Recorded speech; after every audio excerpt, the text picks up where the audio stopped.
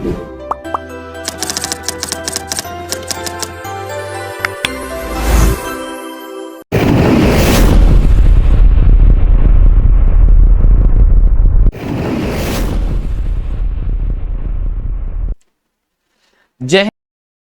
हिंद दोस्तों, last 3 lecture हम लोग ने नेशनल इनकम का पार्ट 1, पार्ट 2 एंड पार्ट 3 किया। पार्ट 1 के इसके अंदर हम लोग ने कॉन्सेप्ट ऑफ नेशनल इनकम किया, जिसमें जीडीपी, जीएनपी, एनडीपी, एनएनपी ये कॉन्सेप्ट हम लोग ने पढ़ा। सेकेंड वाले में हम लोग ने circular flow of national income पढ़ा। थर्ड वाले में फीचर्स ऑफ नेशनल इनकम पढ़ा। अब जो हम लोग आंसर पढ़ने वाला, that will be a methods to measure the national income. ये जो आंसर है ये 8 मार्क के लिए बोर्ड एग्जाम में बहुत बार पूछा है। तो अब इसमें से 3 मेथड्स है, आउटपुट मेथड, इनकम मेथड और एक्सपेंडिचर मेथड। लेकिन ये तीनों मेथड में से कोई भी 2 मेथड तुमको पूछ सकते हैं इसके अंदर। वो लोग बोलेंगे explain any 2 methods of national income करके। अब ये 2 नेशनल इनकम को फाइंड आउट करने का है, तो उसमें से सबसे पहला जो मेथड रहेगा that will B an output method. Okay, अब ये आउटपुट मेथड एग्जैक्टली क्या है? देखो, सबसे पहला नेशनल इनकम जो है, मैंने क्या बोला था, एनएनपी का बात किया था, याद है? Net national product. When I use the net मतलब इसमें डेप्रिसिएशन नहीं रहेगा। When I use the word national मतलब इसमें डोमेस्टिक इनकम भी रहेगा प्लस बाहर का भी इनकम रहेगा, राइट? तो ये सब चीजें ना हम लोग नेशनल इनकम में काउंट करते हैं। तो अब ये आउटपुट मेथड एग्जैक्टली क्या है? तो output method is also known as product method, inventory method, as well as इसको स्टॉक मेथड भी बोलते हैं। तो आपके इसमें ये लिख देना, यहां पे कौन सा मेथड रहेगा? स्टॉक मेथड भी रहेगा। तो ये अपने बुक में लिख देना। इसके अंदर 3 मेथड के नाम है। Output method is also nice. मैं जैसे सा बोल रहा हूं वैसे बार बार आप साथ में बोलोगे तो आपका आंसर भी बैड होगा। पहला मेथड कौन सा? Output method. अब आउटपुट मेथड बोलो तो क्या होता है? Inventory method. क्या होता है? Inventory method. और क्या होता है? Stock method. और क्या होता है? Product method. तो ये मेरा पहला पॉइंट हो गया, ठीक है?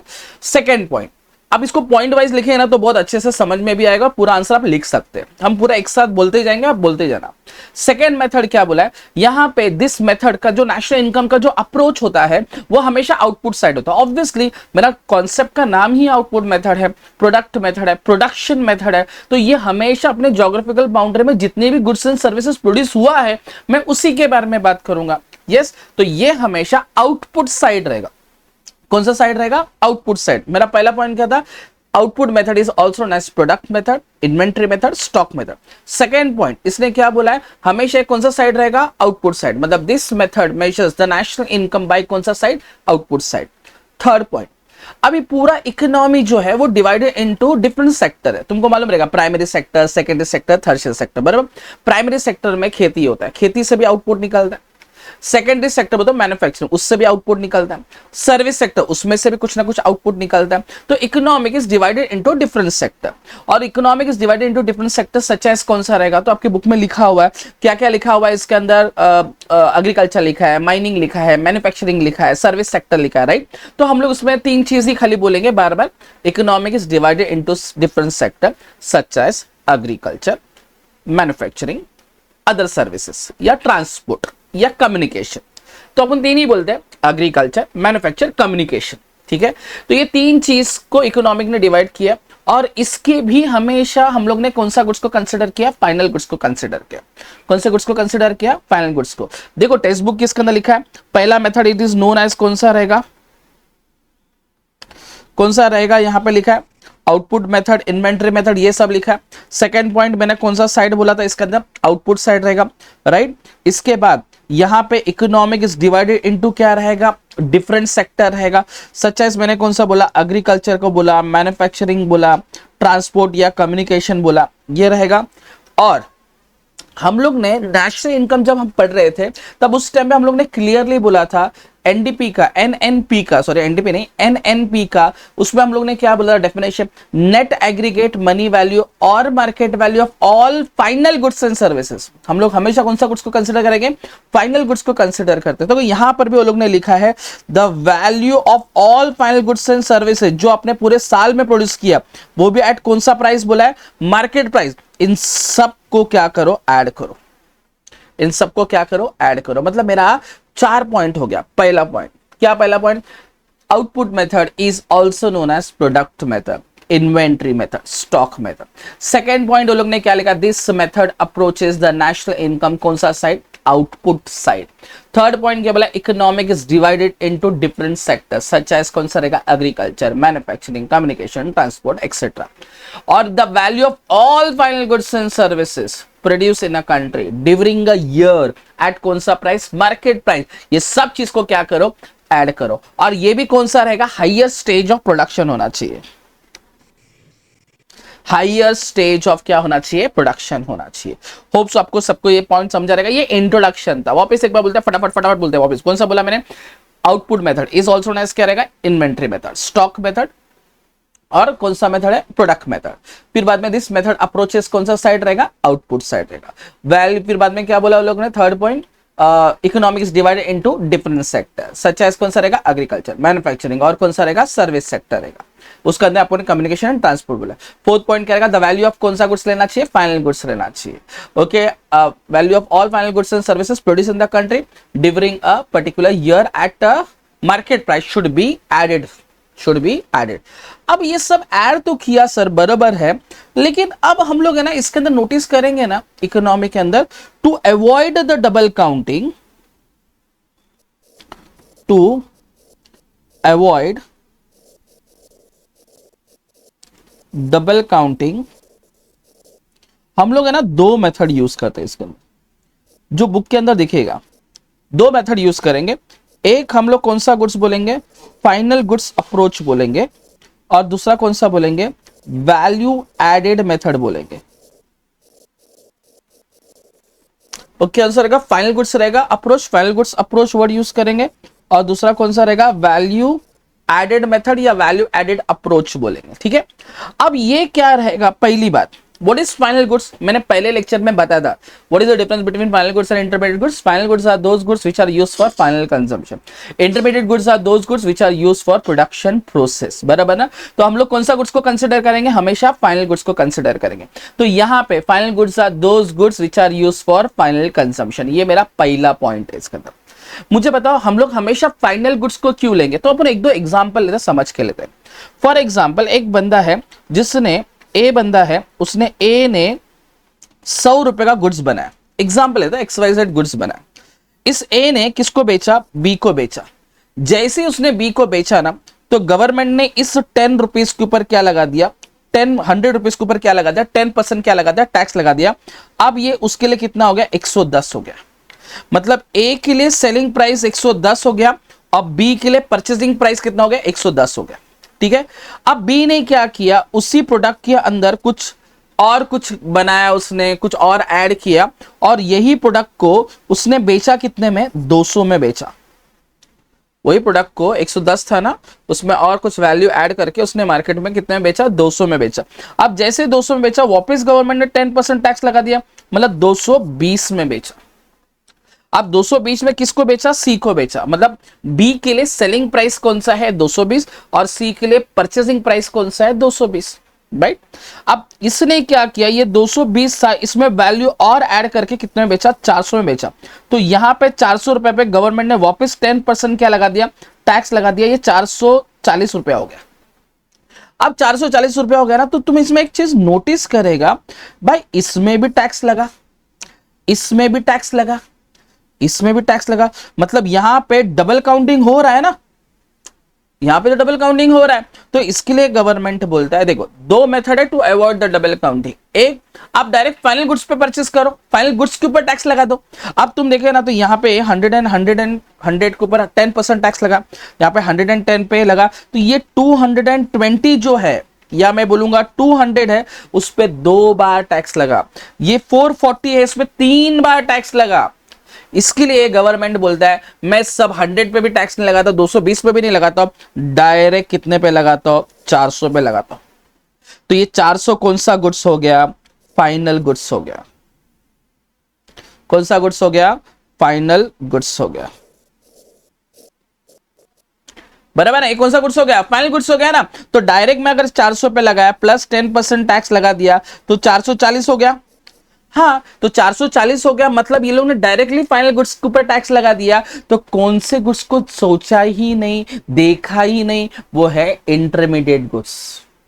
मतलब यहां पर इंटरमीडिएट गुड्स को क्या करते हैं लोग, इग्नोर करते हैं और डायरेक्टली कौन से गुड्स को कंसिडर करते हैं, फाइनल गुड्स को ही कंसिडर करते हैं। अंडरस्टूड। तो ये कौन सा मेथड हो गया, final goods approach method. To avoid double counting हम लोग हमेशा कौन सा गुड्स को लेंगे, फाइनल गुड्स को लेंगे और कौन से गुड्स को इग्नोर करेंगे, इंटरमीडिएट गुड्स को इग्नोर करेंगे। बहुत इंपॉर्टेंट पॉइंट है, बहुत इंपॉर्टेंट पॉइंट है। ओके, तो यहां पर अगर हम लोग वापस आएंगे इसके अंदर तो देखो यहां पे लिखा है ना, final goods are those goods which are ready for final consumption, जो मैंने पहला पॉइंट बोला इसी के अंदर। और उसके बाद क्या लिखा, ये वैल्यू ऑफ कौन सा गुड्स को कंसीडर करेंगे, final goods and services produced in primary sector, secondary sector and tertiary sector are क्या बोला, included, and the value of all intermediate transaction are ignore. Understood, all transaction are ignore. वापस एक बार फटाफट quick revision करते हैं। पहला क्या पढ़ा आपने, output method is also known as product method, inventory method, stock method. Second point क्या बोला है उसके अंदर, this method approaches national income by output side. Third point, economic is divided into different sector such as agriculture, manufacturing, communication, transport. बराबर, the value of all final goods and services produced in the country during a financial year या during a year at market price should be added. बराबर ना, और higher stage of क्या होना चाहिए, production होना चाहिए। उसके बाद to avoid double counting two methods are use, final goods approach method, value added method. तो फाइनल गुड्स अप्रोच में क्या, पहला पॉइंट याद रखने का, final goods are those goods which are used for final consumption. Second point, value of all final goods and services produced in the country in primary sector, secondary sector, tertiary sector are included, and the value of intermediate goods are ignored. This is the, ये रहेगा। और इसके अंदर आप लोगों को ये example, आप लोग अगर ये अच्छे से पढ़ लोगे, ये एग्जाम्पल है। ओके, तो ये एग्जाम्पल आप पढ़ोगे, उसी के अंदर भी वही लिखा हुआ है। उस एग्जाम्पल में बोला bread is a final goods, लेकिन ब्रेड बनाने के लिए जो जो चीज लगता है वो सब चीज को तो हम लोग कंसिडर ही नहीं कर रहे, हम डायरेक्ट ब्रेड पे लगा रहे। तो ब्रेड ये कौन सा हो गया, फाइनल गुड्स हो गया। उसके फ्लावर रहेगा, उसके अंदर जो भी चीज लगता रहेगा इंटरमीडिएट गुड, उस चीज को हम लोग क्या करते हैं, इग्नोर करते हैं। तो ये एग्जाम में आपको एक बार रीड करने का, होप सो। ये अपना आउटपुट मेथड का खाली फाइनल अप्रोच मेथड हो गया। अब आते हैं हम लोग, अच्छा फिर सर ये जो आपने इग्नोर किया इसको क्या करो, सर इसको छोड़ दो, ये नहीं भी किया तो भी चलेगा, प्रॉब्लम नहीं है। अब आते हैं कौन सा, हम लोग बात करते हैं वैल्यू एडेड मेथड, मेरे डोके के ऊपर है। ये वैल्यू एडेड मेथड क्या रहेगा, सर देखो सिंपल, मैंने बोला वैल्यू एडेड मेथड हम लोग क्यों यूज करते हैं, to avoid the double counting. Okay, अब मुझे एक बात बताओ, चलो इधर मैं लिखता हूं थोड़ा सा, वैल्यू एडेड मेथड का थोड़ा समझते।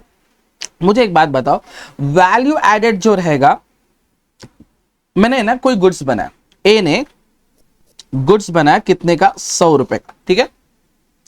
अब इस पे इसने बेचा 100 रुपए में बेचा ऑब्वियसली, तो इसने उसके ऊपर गवर्नमेंट ने 10% क्या लगाया, टैक्स लगाया। मतलब ये प्रोडक्ट कितना हो गया, 110। मतलब बी ने ए से जब परचेस किया, बी ने ए से जब परचेस किया तब उसका वैल्यू कितना था, 110 रुपया था, राइट। और ए ने जब बेचा कितने में, 110 में बेचा। अब बी ने क्या किया, यही 110 के अंदर थोड़ा बहुत कुछ ना कुछ कर कर इसने मार्केट में वो गुड्स कितने में बेचा, 200 में बेचा, राइट। अब इस 200 रुपए में अगर मैं 10% टैक्स लगाऊंगा, 220 होगा। तो यहां पे टू अवॉइड, मतलब यहां पे डबल काउंटिंग होगा। हाँ सर, डबल काउंटिंग जो इसके पहले हम लोग ने पढ़ा था, हाँ सर, तो इसके अंदर ये वाला पार्ट आएगा नहीं। तो फिर क्या किया, तो देखो यहां पर इसने 110 से लेकर 200 में, 110 से लेकर 200 कितना उसने वैल्यू ऐड किया, तो उसने वैल्यू ऐड किया 90 रुपीज का वैल्यू ऐड किया। तो गवर्नमेंट क्या बोलता है, तूने जितना वैल्यू ऐड किया मैं उसी पे क्या लगाऊंगा, टैक्स लगा दूंगा। उसी पे क्या लगा देगा, टैक्स लगाएगा। अब उस पे जब टैक्स लगाएगा, जब 110 पे से लेके 200 हो गया, तो ये 90 रुपए तो टैक्स लगा नहीं था। हाँ, तो यहां पे डबल काउंटिंग हो सकता है क्या, नहीं। तो यहां पर एक कॉन्सेप्ट क्लियर हो जाता है, इसने बेचा कितने में, 200 में, इसको बोलेगा वैल्यू ऑफ आउटपुट। उसने खरीदा कितने में, 110 में, उसको बोलेंगे वैल्यू ऑफ इनपुट। इन दोनों का जो डिफरेंसेस जो होगा, वैल्यू ऑफ आउटपुट और वैल्यू ऑफ इनपुट, इन दोनों के बीच में जो डिफरेंसेस रहेगा, उस डिफरेंसेस को बोलेंगे हम लोग वैल्यू एडेड। क्या बोलेंगे इसको, वैल्यू एडेड। अब यहाँ पे डबल काउंटिंग होगा कि नहीं होगा? सर नहीं होगा डबल काउंटिंग, बराबर ना। तो यहाँ पे टू अवॉइड डबल काउंटिंग दो मेथड था, पहला अप्रोच था और दूसरा कौन सा था? Value added. तो वैल्यू एडेड क्या होगा? To avoid the double counting, value added जो रहेगा, the difference between value of output and value of input is your value added. Understood? तो यहां पे भी डबल काउंटिंग होने का चांसेस बहुत कम है। तो देखो यहां पे ऊपर है ना तुमको मिलेगा वैल्यू एडेड मिलेगा। तो देखो यहां पे क्या लिखा? In order to double count, in order to avoid double counting obviously the value added approach is used. Yes. Second मेरे इंपॉर्टेंट ये है, the difference between the value of final output and input, मतलब the difference between value of output and value of input at each stage of production should be क्या होना चाहिए? Value added होना चाहिए। Understood? मेरे यही point important, to avoid the double counting value added method are used. फिर बाद में क्या? The difference between the value added and value input output and value input, the difference between value of output and value of input is your value added. अब इसके अंदर तुम लोगों को ये वाला एग्जाम्पल मिलेगा जो ऊपर है ना। देखो यहां पर लोग ने कॉटन यूज किया, कॉटन का एग्जाम्पल दिया। ये लोग ने वैल्यू ऑफ आउटपुट मतलब इसने कितने में खरीदा था? 150 में। उसका लिए इनपुट कितना था? 0। तो वैल्यू ऐड कितना किया? 150, क्योंकि वैल्यू ऑफ इनपुट 0 हो गया, वैल्यू ऑफ आउटपुट कितना? 150 है, राइट। अब यान जब बनाया था तो ऑब्वियसली 150 का तो वैल्यू है ना, तो वो क्या रहेगा? वैल्यू ऑफ इनपुट हो जाएगा। उसने बना के कितने में बेचा? Value of output. अब उसने वैल्यू कितना ऐड किया? 100। तो 100 ही को हम लोग काउंट करेंगे। अगर मैंने 250 के ऊपर टैक्स लगा दिया तो डबल काउंटिंग होगा। अंडरस्टूड? अब वापस यहां पे 250 इसके लिए वैल्यू ऑफ इनपुट हो गया। उसने बेचा कितने में? 400। डिफरेंसेस कितने हैं? कितना है डिफरेंस? 150। इसने कितने में लिया? इनपुट कितना? 500 रहेगा। ये कितना रहेगा? 500, सॉरी 400, और ये कितना रहेगा? 500। वैल्यू ऑफ एडेड कितना किया? 100। तो यहां पे देखो ये 150 प्लस 100 प्लस 150 प्लस ये, तो ये कितना हो गया? 500 हो गया। अंडरस्टूड? तो ये भी आपको एग्जाम्पल लिखने का है। एक बार अपन क्विक रिवीजन करते हैं, फटाफट कर लेते हैं, तो उससे हमको समझ में आएगा कि क्या है करके। सबसे पहला पॉइंट क्या रहेगा? Methods to measure the national income में 3 method, output method, income method, expenditure. उसमें से हम लोग पहला मेथड करें, वो कौन सा रहेगा? Output method. उसमें कैसे लिखने का? पहला point, output method is also known as inventory method, stock method, out product method. Second point, this method approaches the national income by output side. Third, economic is divided into different sectors such as agriculture, manufacturing, communication, transport, etc. The value of, fourth point, the value of all final goods and services produced in the country at a market price should be added at a higher stage of production. Fifth point, to avoid the double counting, two methods are used, final approach method, value added method. Final approach method में पहला point क्या लिखेंगे? First point will be final goods are those goods which are used for final consumption. Second point, the value of all final goods and services produced in the country, that is primary sector, secondary sector, tertiary sector, are included and intermediate goods are ignored to avoid double counting, right? फिर बाद में हम लोग ने उसका example पढ़ा था, bread का एग्जाम्पल। फिर बाद में कौन सा रहेगा? Value added method, to avoid double counting value added methods are used. Okay, उसके बाद the difference between the value of output and value of input, okay, is your value added. Okay, उतना लिखा सफिशिएंट है। और उसके बाद जो ऊपर जो एग्जाम्पल है वो एग्जाम्पल लिखने का, ठीक है? ओके, अभी आप अगर देखोगे ना तो तुमको 8 मार्क के लिए जब क्वेश्चन पूछेंगे ना, तो उसके अंदर वो क्वेश्चन में अगर मेंशन करते हैं कि explain output method with precaution, तो ही आपको ये प्रिकॉशन लिखने का। अगर वो मेंशन नहीं करते कि प्रिकॉशन नहीं लिखने का है, तो आपको जबरदस्ती लिखने का नहीं है। तो वो क्वेश्चन में प्रॉपरली मेंशन होना बहुत जरूरी है। अगर आपको ये नेशनल इनकम का 8 मार्क का अगर क्वेश्चन आता है और इस क्वेश्चन के अंदर अगर आपको मेंशन करेंगे explain output method with precaution, अगर ऐसा मेंशन करेंगे तो ही वो लिखने की जरूरत है। अगर वो मेंशन नहीं करते हैं, एक्सप्लेन मेथड आउटपुट मेथड ऐसा बोल दिया, तो आपको प्रिकॉशन लिखने की जरूरत नहीं है, ठीक है? लेकिन ये प्रिकॉशन हम लोग क्यों पढ़ते हैं? देखो हम लोग आउटपुट मेथड करते हैं ना, तो उसमें बहुत सारे लूप होल्स है, तो वो लूप होल फुलफिल होना चाहिए, तो इसके लिए ये चीज का ध्यान देना चाहिए। ठीक है, तो लेट्स सी उसके प्रिकॉशन क्या क्या है। तो सबसे प्रिकॉशन ऑब्वियसली मेरा प्रिकॉशन यही रहेगा, एक मिनट, यहां पे मेरा प्रिकॉशन यही रहेगा। सबसे पहला ऑब्वियसली क्या लिखा, to avoid the double counting. Okay, अब अवॉइड द डबल काउंटिंग, इसके लिए हम लोग कौन सा गुड्स को हम लोग कंसिडर करेंगे? हमेशा फाइनल गुड्स को कंसिडर ही करेंगे। यस और नो? हम लोग to avoid the double counting, एक minute, to avoid the double counting हम लोग कौन सा गुड्स को कंसिडर करेंगे? हमेशा फाइनल गुड्स को कंसिडर करेंगे।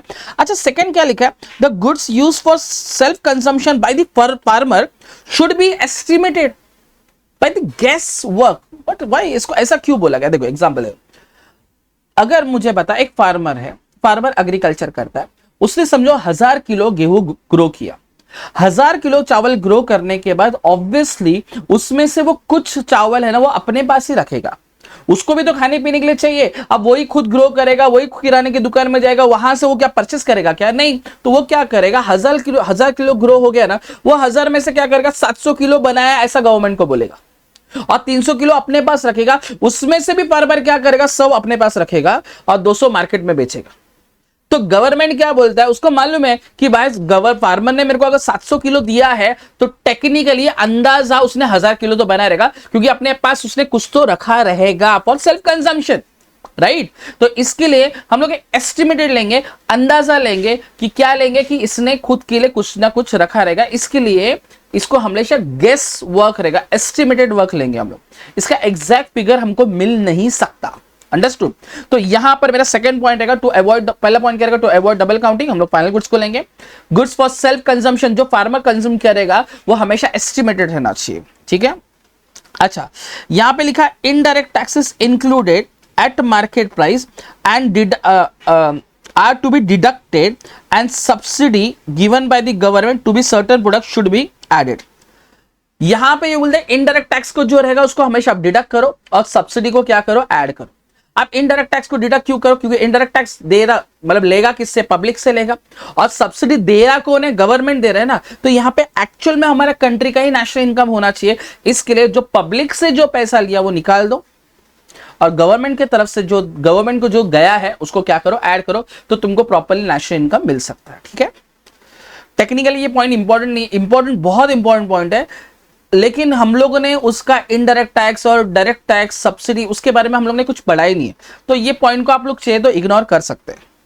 हाँ, यहां पे क्या लिखा है, change in the price level different year should be taken into consider. Obviously देखो नेशनल इनकम काउंट करते वक्त ना बहुत सारा नए नए कॉन्सेप्ट, एक इनडायरेक्ट टैक्स है, सब्सिडी है, एक कांस्टेंट प्राइस है, करंट प्राइस है, तो ये सब चीज हमको डिटेल में है, बट 12th स्टैंडर्ड में इतना डिटेल में नहीं है। लेकिन करंट प्राइस और कांस्टेंट प्राइस है तुमको समझ में आना चाहिए। एक समझो, अगर फॉर एग्जांपल टोमेटो में अगर परचेस करता हो ये साल में, तो उसका प्राइस 10 रुपए है, नेक्स्ट ईयर टोमेटो ले रहा हो तो मैं 12 रुपए है, बराबर ना। तो हम लोग इस साल 10 रुपए में ही कंसिडर करना चाहिए, और नेक्स्ट ईयर 12 में ही कंसिडर करना चाहिए, समझा? तो जो भी चेंज इन प्राइस लेवल रहेगा उस ईयर में क्या होना चाहिए, कंसिडर होना चाहिए।